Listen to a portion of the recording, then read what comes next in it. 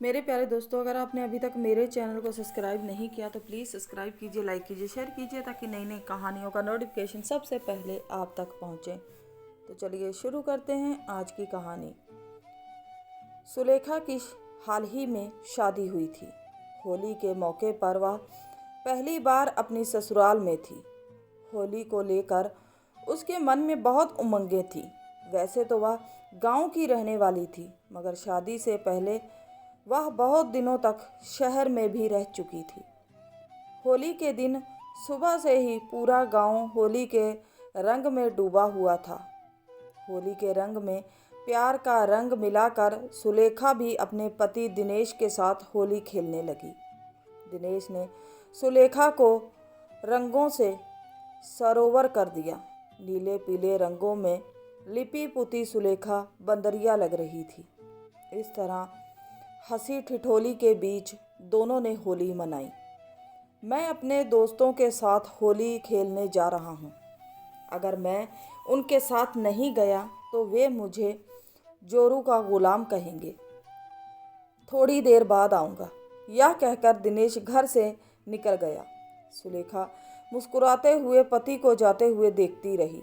दरवाज़ा बंद करके वह जैसे ही मुड़ी, तभी उसकी नज़र एक कोने में चुपचाप खड़े अपने देवर महेश पर पड़ी।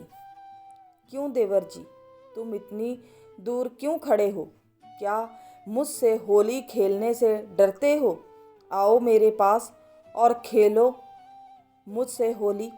तुम तो पहले से ही रंगों से लिपी पुती हो भाभी, इस पर मेरा रंग कहाँ चढ़ेगा? महेश शरारत से बोला। क्यों नहीं चढ़ेगा? क्या तुम्हारे मन में कोई चोर है? सुलेखा मुस्कुराते हुए बोली। नहीं तो। इतना कहकर महेश झेंप गया। तो फिर होली खेलो। देवर से होली खेलने के लिए मैं बेकरार हूँ, कहकर सुलेखा ने महेश को रंग लगा दिया और फिर खिलखिलाते हुए बोली, तुम तो बंदर लग रहे हो देवर जी। महेश ने भी होली है कहकर सुलेखा के गालों पर गुलाल मल दिया। भाभी से होली खेलकर महेश खुश हो गया। होली की खुशियां लूटने के बाद सुलेखा घर के कामों में जुट गई। थोड़ी देर बाद ही दिनेश अपने दोस्तों के साथ लौट आया और उन्हें आंगन में बैठाकर सुलेखा से बोला, मेरे दोस्त तुमसे होली खेलने आए हैं, तुम उनके साथ होली खेल लो। मैं उनके साथ होली नहीं खेलूँगी। कैसी बातें करती हो? वे मेरे दोस्त हैं, थोड़ा सा रंग डालेंगे और चले जाएंगे। अगर तुम नहीं जाओगे तो वे बुरा मान जाएंगे। अच्छा ठीक है। सुलेखा उठकर आंगन में चली आई। दिनेश के दोस्त नई नवेली खूबसूरत भाभी से होली खेलने के एहसास से ही रोमांचित हो रहे थे। सुलेखा को देखते ही उनकी आंखों में चमक आ गई। वे नशे में तो थे ही, उन्होंने आव देखा न ताव सुलेखा पर टूट पड़े। कोई उसके गालों पर रंग मलने लगा तो कोई चोली भिगोने लगा, कोई तो रंग लगाने के बहाने उसका बदन सहलाने लगा। दिनेश कोने में खड़ा होकर यह तमाशा देख रहा था। उसे यह सब अच्छा तो नहीं लग रहा था, मगर वह दोस्तों को क्या कहकर मना करता? वह भी तो उन सब की बीबियों के साथ ऐसी ही होली खेलकर आ रहा था। हटो दूर हटो, रंग डालना है तो दूर से डालो। तभी सुलेखा उन्हें परे करते हुए दहाड़ कर बोली, अरे देवर तो भाई जैसे होते हैं, क्या वे भाभी के साथ इस तरह से होली खेलते हैं? कैसे इंसान हो तुम लोग? क्या तुम्हारे गांव में ऐसी ही होली खेली जाती है? अगर कोई लाज शर्म नहीं है तो मैं नंगी हो जाती हूँ, फिर जितना चाहे मेरे बदन से होली खेल लेना। सुलेखा के तेवर देखकर सभी पीछे हट गए।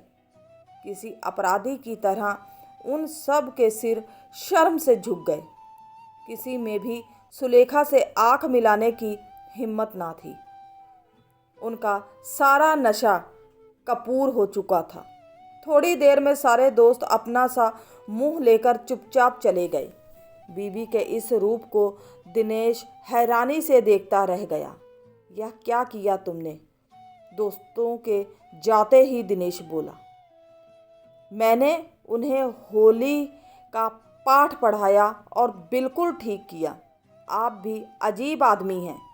दोस्तों की इतनी परवाह है लेकिन मेरी नहीं, सुलेखा ने कहा।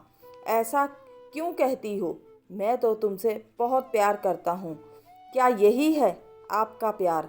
कोई आपकी आंखों के सामने आपकी बीबी के साथ छेड़खानी करे और आप चुपचाप खड़े होकर तमाशा देखते रहें? कैसे पति हैं आप? अब खड़े खड़े मेरा मुंह क्या देख रहे हैं? जल्दी से 2 बाल्टी पानी लाइए, मैं नहाऊंगी। दिनेश ने चुपचाप पानी लाकर रख दिया और सुलेखा कपड़े लेकर बाथरूम में घुस गई। दरवाज़ा बंद करने से पहले जब सुलेखा ने दिनेश की तरफ मुस्कुरा कर देखा तो बीबी की इस अदा पर वह ठगा सा रह गया। अंग अंग धो लूँ, जरा मल मल के बाण चलाऊंगी, नैनन के हर अंग का रंग निखार लूँगी, सजना है मुझे सजना के लिए। बाथरूम में नहाते हुए सुलेखा मस्ती में गुनगुनाने लगी। बाहर खड़े दिनेश को अपनी बीबी पर नाज हो रहा था। तो उम्मीद करते हैं आज की कहानी अच्छी लगी होगी। अच्छी लगी है तो सपोर्ट कीजिए। मिलते हैं किसी नई कहानी के साथ, तब तक के लिए बाय।